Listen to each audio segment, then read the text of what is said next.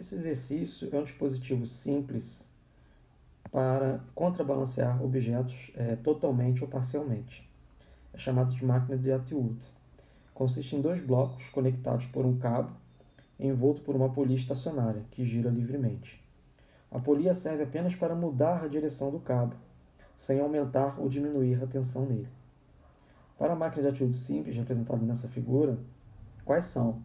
Na letra A magnitude da aceleração de cada bloco.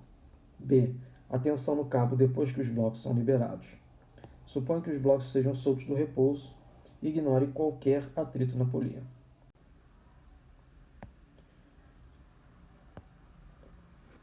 Então, como a polia não entra no sistema, há 2 corpos que precisamos estudar. São os corpos de massa 5 kg e de 7 kg, que vamos chamar de massa M1 e massa M2. Observe que a massa M1 está à direita e tem um valor maior que a massa M2. Deixe-me corrigir aqui. M1 é maior que M2. Precisamos aplicar a segunda lei de Newton para cada bloco separadamente e identificar quais são as forças que atuam sobre esse bloco. Obviamente, é importante definirmos um referencial para sabermos se as forças atuam no sentido do referencial ou no sentido contrário ao referencial. Então, as forças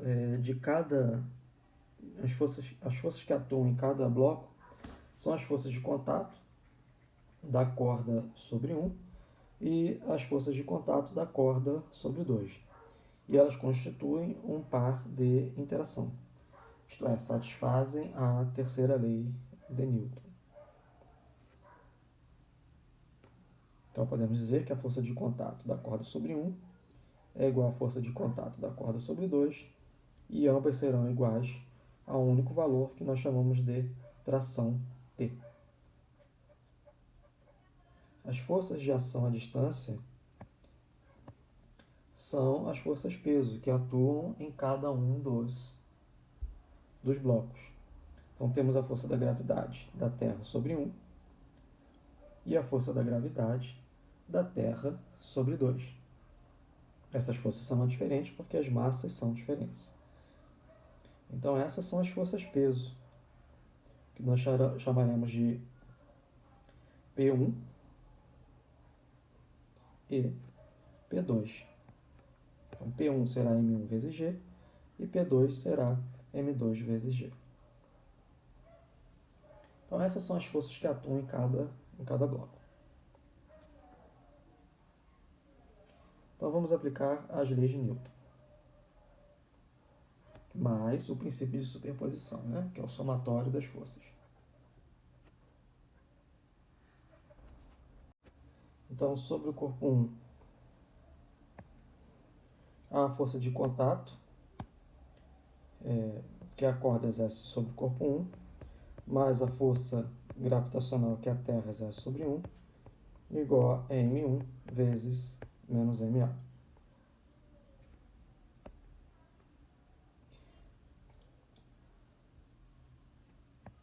Então, sobre o corpo 2, há a força de contato da corda sobre 2, mais a força gravitacional da Terra sobre 2, igual a M2 vezes A. Essas equações podem ser reescritas algebricamente. Para o corpo 1, mais T menos P1 igual a M1 menos A. Então, T menos P1 é igual a menos M1 vezes A. E para o corpo T2, T menos P2, M2 vezes A. E T menos P2 igual a M2 vezes A. Os sinais de mais e menos que aparecem nessas equações estão em acordo com a escolha do referencial adotado. Essas são nossas equações 1 e 2. E é a partir delas que vamos identificar o valor da aceleração e o valor da tração.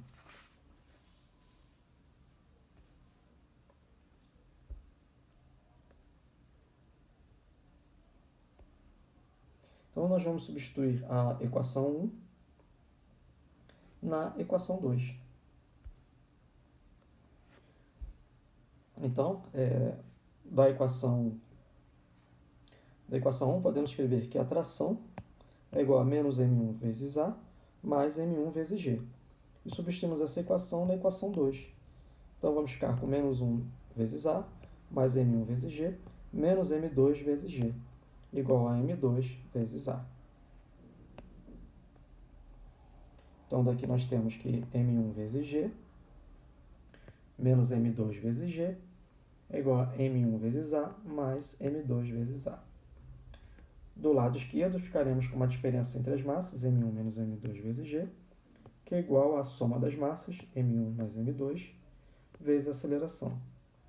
E obtemos a aceleração A, como sendo M1 menos M2, dividido por M1 mais M2, vezes G. Então, aqui nós vemos que a aceleração não é igual à aceleração de queda livre, porque existe o cabo que conecta as massas M1 e M2 na máquina de Dutton-Wilder. E a partir dos valores de massa, nós podemos dizer qual vai ser a aceleração do sistema.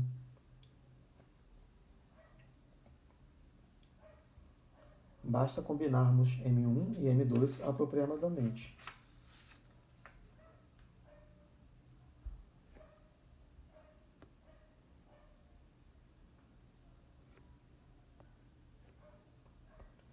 Se M1 é maior que M1 é maior que M2, se M1 for maior que M2, veja que a aceleração será positiva, então vai se mover no sentido do referencial. Se M1 for menor que M2, a aceleração será negativa. Ela vai se mover no sentido contrário ao referencial. Caso M1 seja igual a M2, então a aceleração do sistema é igual a zero. Nós temos duas situações possíveis, ou repouso ou movimento retilíneo uniforme. Enquanto uma massa desce com velocidade constante, a outra vai subir com a mesma velocidade.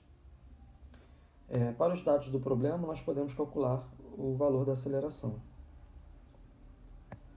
Então, a aceleração aqui será igual a 7 kg menos 5 kg, dividido por 7 kg mais 5 kg.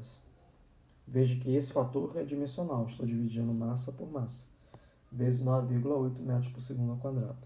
Então, a aceleração desse sistema é uma fração da aceleração de queda livre. Vai ter um valor de 1,6 metros por segundo ao quadrado. Então, você pode mostrar, por meio de uma substituição de equações, que a tração no fio vai ser igual a 2 vezes M1 vezes M2, dividido por M1 mais M2 vezes G.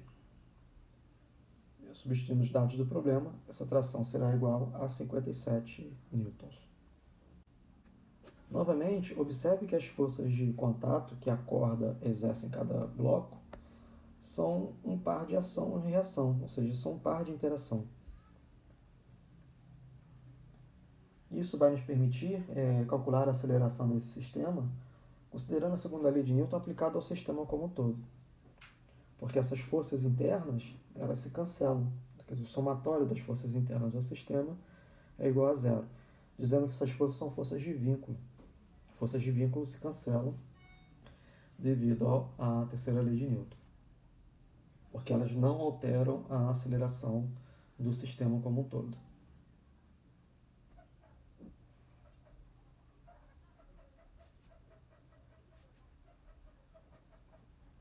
Então, o somatório das forças vai ser igual à massa do sistema vezes a aceleração do sistema. E a força peso é a força resultante que leva à aceleração do sistema. Temos a força peso sobre o bloco 1, a força peso sobre o bloco 2, que vai ser igual à massa de 1 mais a massa de 2 vezes a aceleração do sistema. Então, vou fazer aqui o desenho da máquina de Dutton-Wilder. Está aqui M2, M1. Essas massas constituem o sistema. A massa M2 sobe com a aceleração A e o bloco M1 desce com a aceleração A. O referencial é dotado para cima como positivo. Então, aqui está a força P2, aqui está a força P1 e a técnica, isto aqui é uma técnica para você resolver o problema rapidamente, caso a tração não seja pedida, e você domine as leis de Newton, você pode fazer isso. E aqui eu vou ver o seguinte, que o bloco 2, ele sobe com a aceleração A. Então, na verdade, eu vou dizer que esse P2 aqui, vetorialmente, ele vai ser 1 menos P2, enquanto o bloco 1 desce com uma aceleração A. Então, essa força P1 será mais P1. Então, aqui temos M1 vezes G, M2 vezes G, igual a M1 mais M2 vezes a aceleração do sistema, como um módulo. Então, a M1 vezes G eu vou atribuir o valor positivo, e M2 vezes G eu vou atribuir o valor negativo. Essa ordem dos sinais aqui não vai afetar nada. Você poderia ter dito que seria menos M1 vezes G e mais M2 vezes G. O que mudaria seria o sentido da aceleração. Então, a aceleração aqui vai ficar M1 mais M2. Opa, tem um erro aqui, perdão. Então, deixa eu me apagar. Então, a aceleração ficará M1 menos M2 sobre M1 mais M2 vezes G.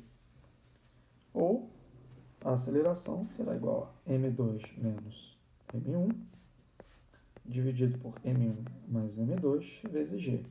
Então, a diferença entre uma equação e a outra é a escolha do referencial que você adotou, né? Se é mais x para cima ou mais x para baixo. As duas equações são equivalentes.